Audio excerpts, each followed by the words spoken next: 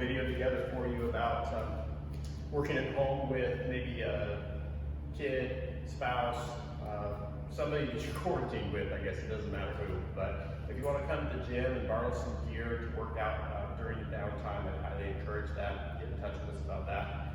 But going over a few things, some sort of safety protocols, because you're used to training here with another Muay Thai student, and if you train that way with somebody at home, it may not go well for you. So you really have to make sure that this is a good experience for them, otherwise it's going to be one and done. So Jen's going to go over some just kind of basic pad holding stuff.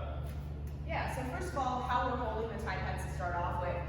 Most people have the Thai pads way too tight, and it makes it hard to rotate them properly and get them in the proper position. So your Thai pads should be able to swing freely around, otherwise you have them latched down too tight.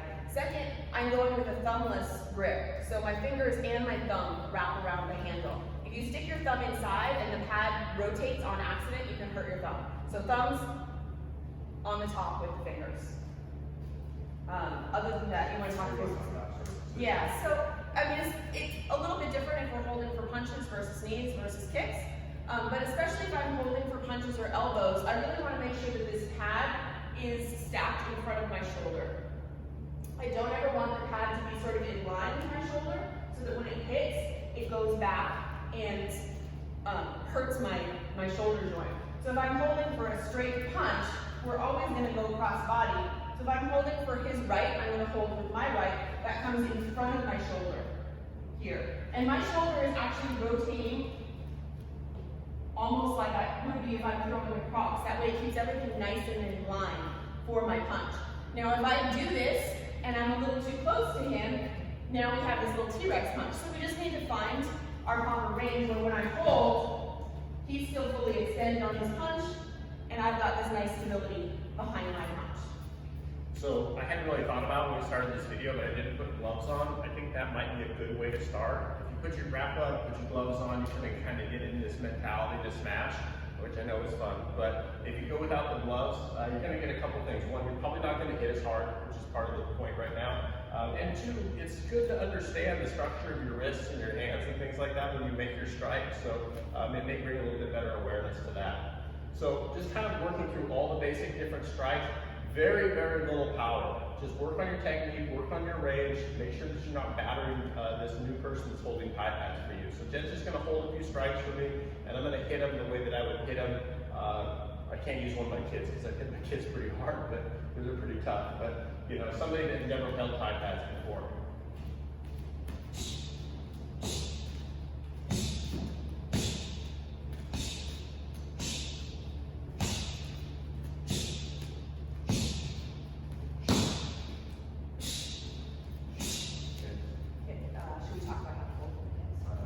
So that's just a little bit basic boxing. Let's talk about kicks a little bit. Just before we move on, one of the things that I just want to say is you should notice that my pad didn't move a whole lot. If you hit a pad and the pad goes like that, you are either too close or you hit your partner too hard, or a combination of the two. If they're struggling to keep the pads in front of them, like I said, you're either too close or you're hitting too hard. You need to stop and figure out what the problem is. Okay, so kicks. From my Muay Thai stance, I'm going to make an upside down V and take this as close to my body as I can, so the top corners of the pads are together, and they just fall out naturally along my body. Then I'm going to rotate to the right for a right kick, left for a left kick, or vice versa actually, left for a right kick. So the biggest thing here is that, one, I need to have about a 45-degree angle against my body so that he has a kicking surface to hit. So about 45 degrees here, if I go this way, he has to kick up. But the other thing that I really want to avoid is over-rotating. So if I come here and he throws his kick, see how his hip has to turn over to make contact with the pad. If I go all the way sideways here, he can kick still fairly up and make contact with the pad and not finish the rotation of his kick. So you're not actually helping your partner by coming all the way over to the side like this. So upside down V, rotate. Yep. Right kick. Left kick. Right kick. Left kick. So way that you're making contact with the pads is what we call huck and pray. You are just throwing that leg up as hard as you can and hoping that it makes contact with the pad in the right way. This is not the way to train with your family if you want them to maintain good relationships with you. So the level that he's kicking right now, I can take the pad away and he can still kick and I'm going to be okay and he's hitting the right spot. So this is a really good thing to work on. It's going to help your kicks in general, not just when you're training with people that don't know how to train.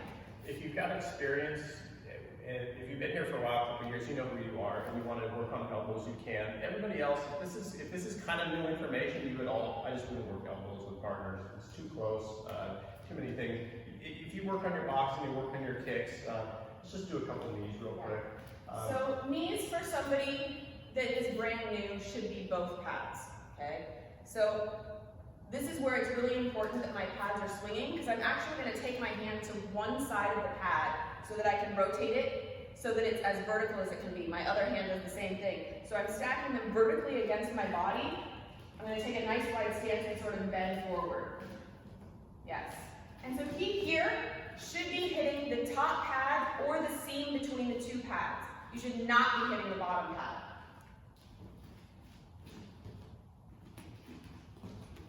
The knees, especially a strike that I would recommend not doing any planks or skip knee work. It can be a little bit hard on a new neck, so I would stay off of that. Knees, people get a little sensitive in the stomach, so again, that's not a place where you want to be driving hard. You can work on moving things up in speed, which is fine, as long as your partner is okay with that, but keep the power light. Obviously, if you have a partner at home that's ready to rock and roll, that's great, but this video is really for those people at home that have a very new, hesitant quarantine buddy that would be willing to put on the pads for you. So the only other thing I'd say is if they do this for you, you have to do something that they want to do. So anything else? All right, cool guys, thank you.